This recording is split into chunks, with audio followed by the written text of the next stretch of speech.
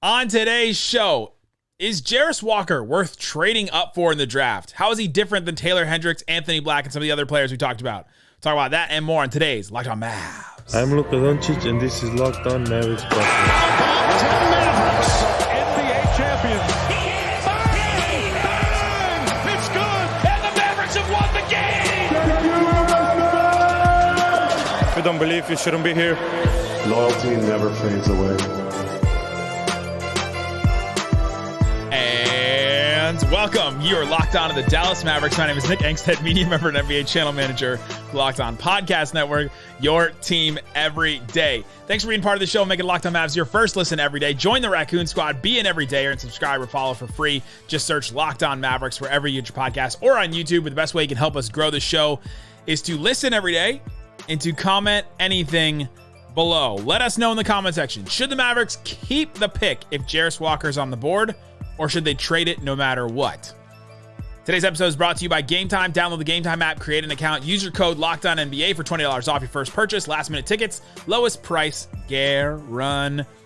If you want to support the show, text us, get text alerts from us. Send a bunch of texts today to people one-on-one, talking to them about just different questions they had on Friday. Answered every single mailbag question. If I didn't, text me again and I'll respond to it.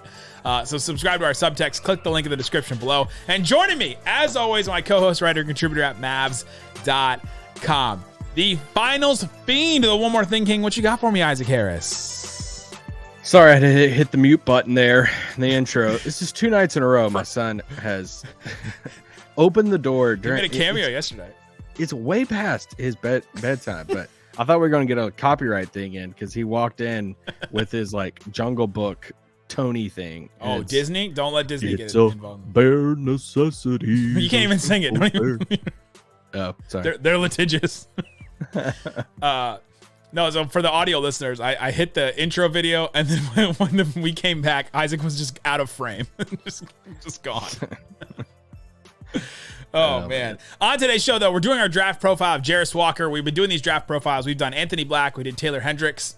And now we're doing Jarace Walker. This one is a good one. I'm excited to do it. We'll do all the things we do during a normal draft profile. Give you the full overview of who he is as a player, strengths, weaknesses, availability, comp, ceiling, floor, the fit on the Mavericks if they pick him, why the Mavericks should pick him, and why they shouldn't. We'll do all that today. God, you're letting it ride today. Yeah, sorry. You're riding that heat wave right now? Like, no, the opposite of it should be the opposite of that for a Dallas Mavericks podcast. But the Celtics go down. Tough night for Bill Simmons. Sad day? Question mark. No, not sad. Man, go Nuggets. Let's do this. What do you got? You want to make a pick? Nuggets in 5. Yeah, I'm picking Nuggets 5. I feel like that's going to be a pretty easy pick. It just feels like the Heat of just like, all right, we just got past this one. All right, we just got past this one, and now I think they met their match here. I mean, Caleb Martin is the second coming of, I don't even know. I mean, you think Josh Green, so. Hey, look at yesterday, people liked our ESPN, FS, like Fox Sports. Like when I ISO'd on something like ridiculous and made it a bigger deal than it was. Yeah. When we talked about Luka running the stairs and him posting that about his workout. A bunch of people liked it. You want to do like local Mavs reporter? Yeah. Here we go. Well, I'm not getting into politics, so I won't do that. But if you look at Josh Green's numbers from this past year, and you look at Caleb Martin's numbers from last season, they're exactly the same. Exactly. What's stopping Josh Green from doing exactly what Caleb Martin is doing tonight? Nothing. His trajectory is taking him there. He will get votes next season for Western Conference Player of the Western Conference Finals. He will. He's on that trajectory. You can bet it. Book it right now. Let's do it. Count it up. Unless Josh Green has a twin, a shot is going to keep him from that. But Josh Green's numbers are very similar to Caleb Martin's numbers this season and last season, which is crazy. Anyway, shout out to the guy who tweeted at me and said, and it was like Caleb Martin and Gabe Vincent's cap numbers, and said Dallas needs to build a team like this. Like, that'd be great. This is why you can't compare anything to the Heat's roster building right especially now. Right now, because the Heat were talking about how they need to blow it up at the end of the season. Yes. Yeah. At any given point, any team could be doing anything. Like, you just never know at any given point. Last season, the Mavericks were in the Western Conference Finals. This season, they missed the playoffs, so you never know. All right, let's talk about Jarace Walker, though. 6'8", 250, 7'3", 7'2", depending on where you looked, wingspan. He'll be 19 at the draft. He'll be 20 by the time the season starts. Went to Houston. I'll do the thing for Taylor Hendricks because someone commented about how we downplayed the competition.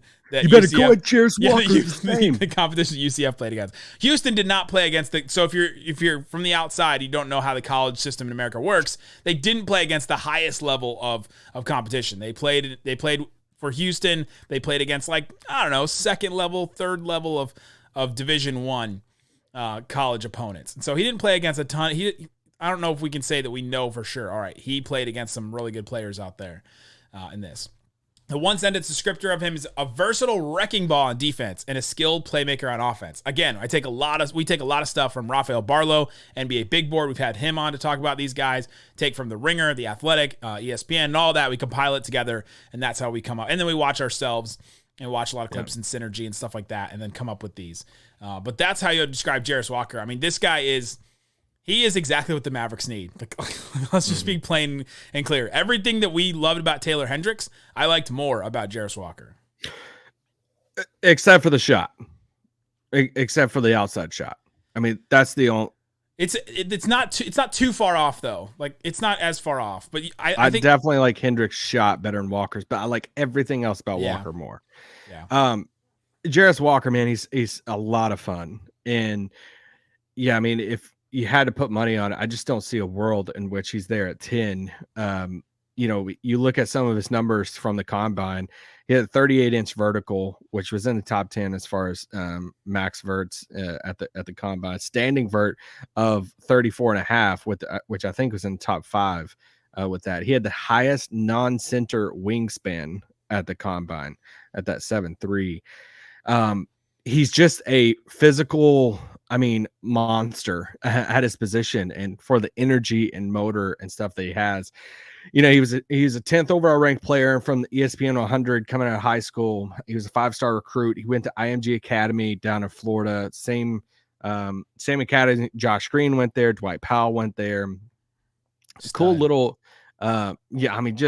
complete stud all the way around. Even one of the things, and this is one of the, which I'm we'll get into, positive stuff. One of his things in high school, I like going back and looking at some of these star recruits and like their high school roles and all of that.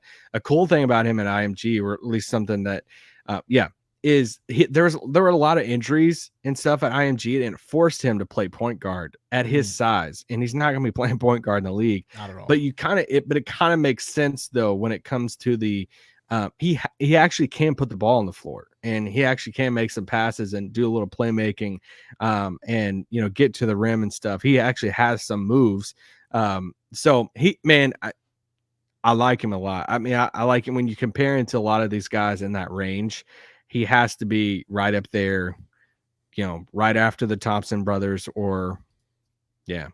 Well, yeah, you look at, let's just do availability here. So Rafael's big board right after the lottery had him at 7th, and the one before that he had him at 10th, so he's rising a little bit. The Ringer had him at 8, ESPN had him at 5 going to the Pistons, and the Athletic had him at 7. So I think Jarace Walker's one that goes in that range, like you just said. It's probably Amen Thompson at 4, and then it's like, does Jarace Walker go to the Pistons, the Magic, the Pacers, the Wizards? Like, all 4 of those teams could draft him very easily. Like, I think that's a fit for all of them.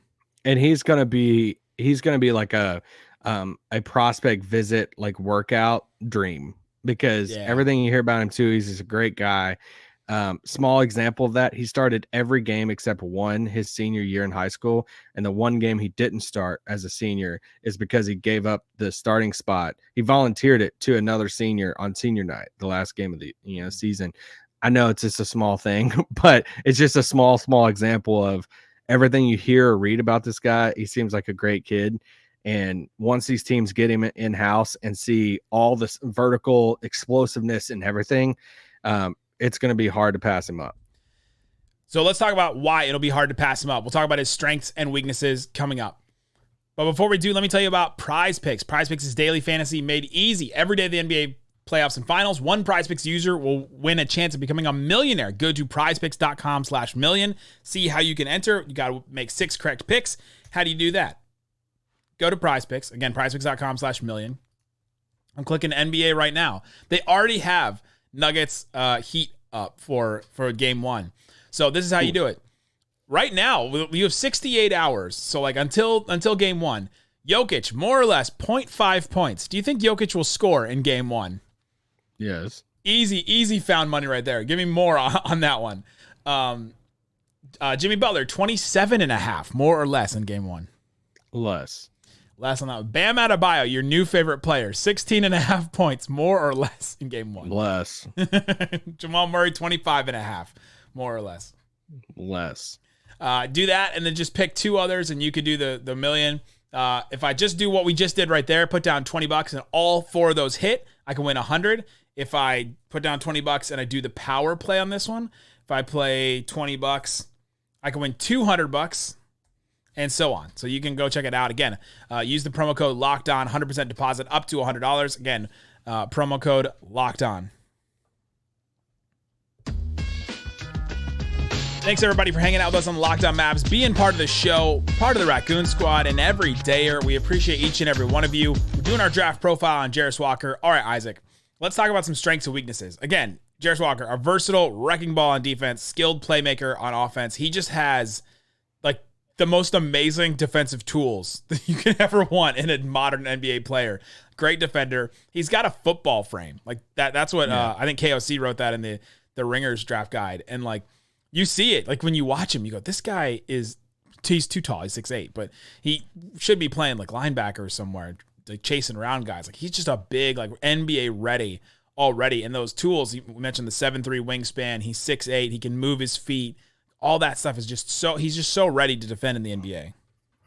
Yeah, I mean, and he can defend, 3 different positions. I would put him some twos. It depends. Yeah, I mean, he's going to be. At his size, he could be a small ball 5 in some of these lineups. But, you watch his stuff at Houston, and he's one of those dudes where his motor just sticks out. Like you immediately know where he is on the floor because he's going to fly in for the block shot. He's similar to Taylor Hendricks with that as far as like motor, energy, going to, challenge any shot, going to go for the rebounds. Like he's got it with that. Everything you want defensively in a prospect, and that he can switch and move his feet. And he could switch on the perimeter and stuff with that. Like that's, absolutely. He's just got all the tools, like an incredible, amazing modern tools for a player. Couple of strengths on offense. He's got good touch around the rim. You saw him like do a little bit like when somebody runs him off the 3-point line, he'll drive in and do like a little touch floater. Raphael pointed that out a couple times in his, and he was 51% on post ups this season. Didn't do it a ton, but he still hit on those. Can't wait to draft him and put him in post. But he was asked to do that sometime. He was asked to do some stuff at Houston that like as I was watching some of his clips, I was like, you're not going to do that in the NBA. Like, no, we can clean up a lot of these mistakes and things. But the good touch with floaters and things like that, like it's part of his game that I think you can develop to become pretty good off the dribble eventually. 2 things he is great at that he is going to do at the NBA at a great is cutting and transition. He is great at both of those things. And I mean, just looking at some of his cutting numbers, watching clips of him, I mean, him cutting with Luka as a passer would be insane. I mean, dude would get lobs, dude would get layups left and right. And trying to imagine him with Jokic. Yeah. And if the Mavericks like got up and like wanted to run a little bit more, him playing with Kyrie, like him in transition, Dallas literally hasn't had a guy like him. No. I mean, he's just more springy, more explosive than a Maxey, Dorian, these guys that we've seen at that position, for Dallas. I mean, he would, I can't imagine like him in American Airlines Center. He would just like rock the house, him in transition and everything. He absolutely would. And he's just like a big body, like we said, football player, like big body guy, but he can run, and like the way that he would jam would just like that would take it to the next level. Couple other things. Lob threat, 66% around the rim. He can pick and roll, pick and pop. He can kind of do both of those things a little bit. So he's got a little bit of that in his game. I don't know how much he would do that in the NBA because of his size, but if you're playing him at a small ball 5, then you want him to be able to do that. And then also a little bit of he's a pretty good ball handler as a 4 at that size. Like you said, he played point guard in high school a little bit and had to do that. But Raphael pointed out he just does a little bit of everything. Like he just does all the things that you want him to do, like you want a 4 to do in the NBA. Yeah, and before somebody listens to this and dismisses the 66% around the basket, and all that are at the rim, like that's a really dang good number. I wrote down that's something. I actually look at that number a lot when I'm looking at prospects and stuff, and I look at their size. I look at a guy like Taylor Hendricks. I'm like, all right, if you get to the paint, can you finish like at your size? Like, you're not an initiator. You're not isoing it out and saying break down a defense or something. But can you finish at the rim? To where a guy like Hendricks is like average around the rim, Jarace Walker is really dang good at the rim. So like that's another slight difference and honestly, I do think it goes back to that small little anecdote about him in high school that he had to handle the ball a little bit more. He had to play out of this position. Just those reps. Story, yeah, and that story we hear, we've heard a million times about Anthony Davis having the growth spurt and everything in high school, but before the growth spurt, he was playing point guard and all this stuff, and it allowed him to, just be a little bit more versatile on the offensive end. And I'm not saying Jarace Walker's Anthony Davis, but I'm just saying you can just tell he's a little bit more comfortable with the ball and finishing around the rim. Compared to some of these other guys, that's just like a pure 3-and-D guy. Defensively, we've kind of touched on some of them just with the tools, but like he can step out and guard pretty much anybody. Like I just saw there, I watched a bunch of just what Synergy counts as his defensive possessions, and some of them were just his man had the ball and stood and looked at him and said, "No, never mind," and then passed it somewhere else because you just can't drive at this guy because he like is just so big. I think you can get past him a little bit. Like if you're a quicker guard, like a smaller, quicker guard, you can get past him. But at a 3 or a 4 in the NBA, like that's kind of what you get anyway. But just defensively, he's just got it. Like you said, all the stuff around the rim and getting out in steals and just an incredible wingspan. He has it. Yeah, I mean, can we go ahead and get into some comp stuff because this is where I'm going to talk about a little bit more defense. Let's do weaknesses and then we'll do some comps. Okay, weaknesses for me just comes down to a shot. I like Hendricks. I mean, I keep on going back to Hendricks, but like I like Hendricks. I like Cam Whitmore's shot. I'm not as confident in Jarace Walker's shot long term, or it becoming I'm not a huge fan of the form of it. Obviously, get him in a gym, get him with a team, and let's figure it out, make it more consistent. But yeah, I mean, for him, that's the only thing that I think is keeping him from being I think if he had Taylor Hendricks like form and percentages, like I think he would be like pick 4. Like I think he would be right there with like the Thompson twins. I think that's the only thing that's holding him back. 66% from the free throw line last season at Houston. He did shoot 34% from 3, which is like not terrible.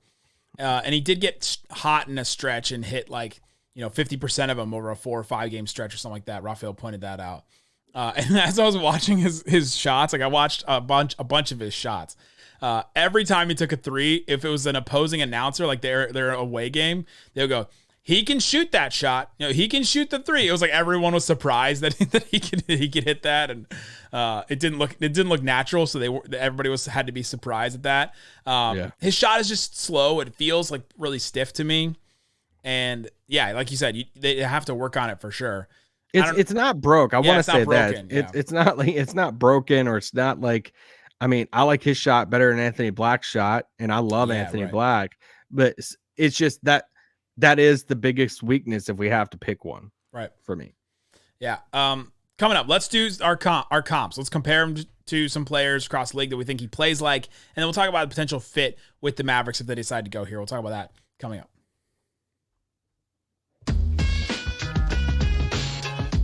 All right, Isaac Harris, let's get into Jarace Walker. comps across the league before I get into another Twitter war with somebody complaining about the Heat making the finals makes what the Mavericks did at the end of the season just look even worse. Like, if I have Wait, is somebody saying that? yeah, Tony Jones of The Athletic.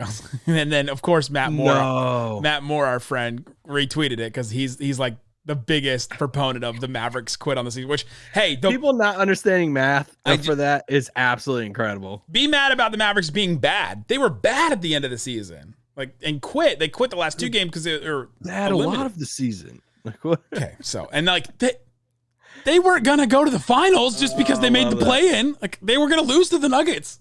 Okay. Oh my gosh, I get so wound up. I get so wound up every time. We're doing this right in the middle of a Jarace Walker draft profile. Somebody's gonna watch this after the Mavs get him on draft night or something and be like, "What are these guys talking about?" All right, give me 30 seconds. The play-in truthers out there who are claiming the Heat as one of their own.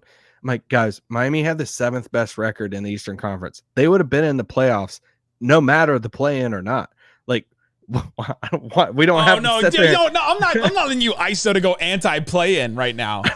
It's just like, don't act like they're the 10th seed and be like, Jeff without the play-in, they wouldn't be in there. Now. Well, crap, they would be in the playoffs either way. Now, let's go back to Jarace Walker because I will not allow you to just trash the play-in like this. The Mavs have Jarace Walker. That they would have made the playoffs. They had Jay Crowder. All right, comps. He looks, his just like physical appearance, his like wingspan, his height, and his hair looks exactly like Isaiah Stewart in Detroit, like Beef Stew. He looks exactly like him. He doesn't play like quicker though. He doesn't play like him at all, but he looks exactly like him. That was my first. That was my first one. I was watching him. I was like, I just can't get over how he looks like Beef Stew. I have one comp that I go to that, I mean, for all these guys through here that we're doing profiles on, I just can't get past this comp, and it's Aaron Gordon. Like, yeah, I had less bouncy Aaron Gordon is what I had. But I think he's really bouncy. Like, yeah, but nobody's as bouncy as Aaron Gordon. True, but it's just, even like looking at the career arc that Aaron Gordon went in of, like, he comes into the league, he's super athletic, he could put the ball on the floor. They're trying to force him at the 3, but like, also outside shot, like, he wasn't. And then look, he goes to Denver and he finds his spot, and like everything that they're asking him to do in Denver, is like the peak version of Jarace Walker, of the energy, the defense that Aaron Gordon's playing, the small ball 5, little ball handling, little ball handling, getting out in transition. His shot has become consistent enough to where it's actually a threat. That's what, like, if I'm Jarace Walker, I'm watching Aaron Gordon and I'm saying, this is my spot. And I think if any of the teams up through there, like, I think Indiana is a perfect fit for him. And if I'm Indiana, sad, but no, if I'm Indiana, I'm saying, all right, like, he's not getting past us because he's going to be our Aaron Gordon alongside Halliburton and these guys moving forward. A Miles Turner, Jarace Walker front court, like, makes me sad because it's great. I want that on the Mavs so bad. I also had thick OG. OG is a pretty good shooter. He is like OG because, like, OG can do stuff off the bounce and drive, but he's not super good at it or ISOs or anything like that. He probably shoots a little bit, like, OG probably shoots better than Jarace Walker, but like the defensive stuff is right there. You can see it. Yeah. I struggled with comms on this one. I mean, I wrote down, like, I think his floor could be like what Kuminga is now. I thought about Kuminga too. It's a hard comp because he's not just a 3-and-D guy. Like, he's not Taylor Hendricks, like, but like, I mean, yeah, I naturally thought of Isaiah Stewart too, but just because, hair and like the athleticism and blocks and all that stuff. Exactly like it. But he's quicker and he can put the ball on the floor and stuff too, but he's not an ISO guy. So it's like not 3-and-D because he doesn't have like the knockdown shot, but he's not a self-creator either. But he's not a gimmick either. He's not just a football player you just throw in and unleash. He's not that. So it was hard for me to do comps outside of Aaron Gordon and like a Kuminga. Jared Vanderbilt, Jade McDaniels are kind of the ones that we throw in there. He's bigger than those guys, but like stuff around the rim, like the way he defends. Vanderbilt's a good one. Yeah, I'd Vanderbilt for Hendricks too. I think it matches. Here's two that I had like you think about them on the lower end, but think about them when they were good in the NBA. James Johnson. Okay, yeah. And Markieff Morris. Okay. I want to say Markieff Morris has always been a pretty good shooter, but yeah, he had been a better shooter for sure, but like just everything else. Else about their game. Since you're doing that category of like think of them when they were good, but it's not good.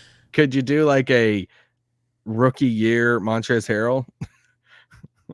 Yeah, kind of. I mean, Montrezl Harrell didn't shoot at all, so that's a big difference. But yeah, because you get the long arms, like a 6'8", you can kind of see him playing athletic, some center. Yeah, but the Ringer had Larry Johnson taking it all the way back. Dang, grandmama. I mean, that's high. I mean, that's a high mark. I mean, Larry Johnson was pretty dang good. Yeah, I don't see that as much because Did they have another one on there?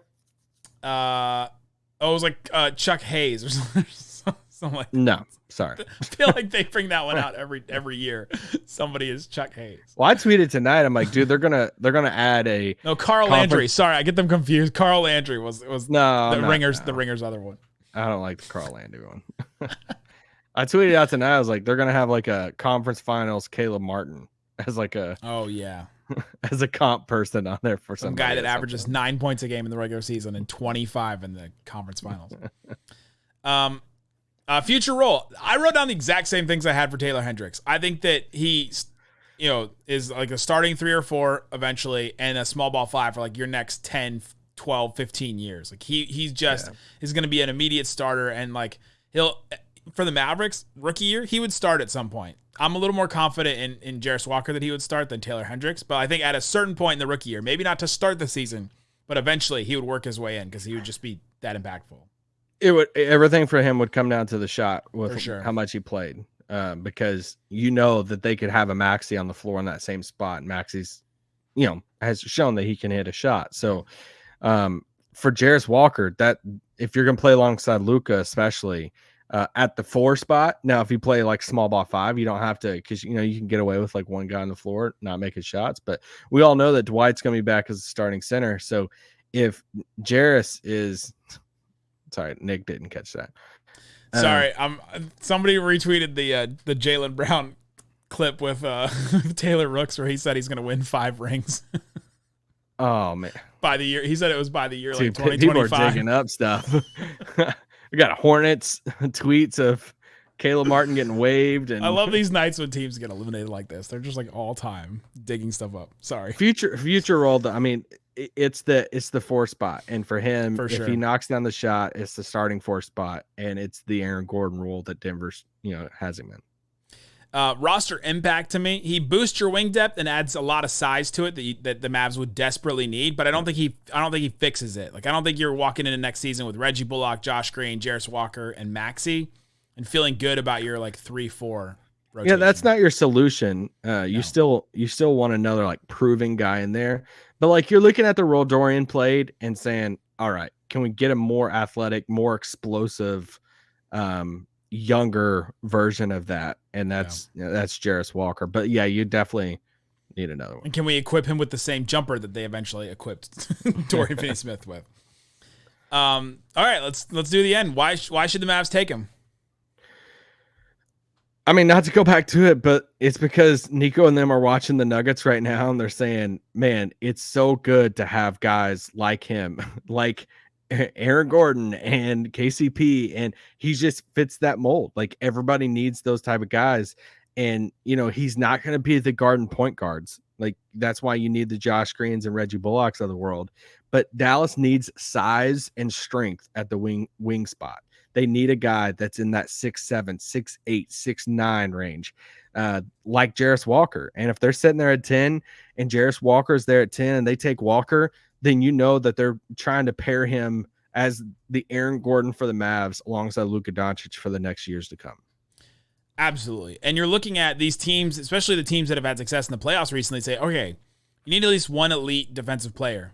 You're looking at like Anthony Davis, Bam Adebayo, Aaron Gordon, Draymond Green. Like just start naming them, like Marcus Smart, Derek White. Let's start naming teams that you need at least one elite defensive player. And if the Mavericks think that the only way they can get it is through the draft and to draft somebody and say, okay, maybe not this year, but maybe next year, the year after that. I mean, Herb Jones was really good year one. I could see him having a similar kind of impact that Herb Jones did his rookie year. But if the Mavs need to add somebody like that, and if they think the only way they can do it is through the draft and he's available, then go for it. I don't think they should take him to trade. I don't think they should trade up to get Jarace Walker. Like I don't know. No. You don't have enough, and you don't have enough time really to do that. Like if you had time to do it, if it was last year, then yeah, if it was last year, like heck yeah, do it then. But this year, they just don't have time to do that. Why the Mavs shouldn't take him? If they think he's going to go on a Kuminga career arc, that it's going to take time, that he's going to have moments, flashes. His trade value's high for a bit, but like, hey, it's going to take time. But man, in the long run, he could be a really valuable starting four for us. That's why because you don't have time for that. Like you said, you need a guy that's going to be guaranteed. If you stay put and you draft a guy in the top 10, then you have to have a guy that is going to be in your rotation for 25 minutes a night at least, that a guy who can play in the playoffs. And if you don't think he can be that this year, that's why you don't take it. Especially if you don't believe in the jumper early on, right? Like if you think you have to rework the whole jumper and you got to tear it down to the studs, like I don't think that, but maybe they think that, then you can't do it. And if he slides, I kind of like at this point, I'm kind of like, okay, if he slides a 10, then maybe there's something wrong. Maybe there's something wrong with him, because it seems like teams have, or like, but some people I mean, higher. We were joking about this earlier about like, man, I don't think he's going to be that 10. Somebody's got to slide to 10. So like, right. I mean, right. we know this group of guys go to 9, you kind of after 3, if you count the Thompson twins, and then you're looking at Whitmore and Taylor Hendricks and Anthony Black and Jarace Walker, like this gets you to pick 9. Yeah, this gets you to pick 9. And then right after that, I would say you have the Grady Dick, Case and Wallace, a couple of those other guys. So, we've been saying this. All it takes is one team in that top 9 to say, hey, let's take a chance on Case and Wallace or a Grady Dick. And then one of those dudes is falling. It could be a Jarace Walker. Speaking of Grady Dick, that's our next draft profile. We'll do that on that would be Thursday's episode. Yep. So come back on Thursday. Tomorrow we'll do more let's do some trades tomorrow. We got some trade talk. I've been working on some new notes of who says no type of pod. So well, I'm ready for it. We'll do that tomorrow. Guys, thanks so much for listening to Locked On Mavs. Peace out. Boom.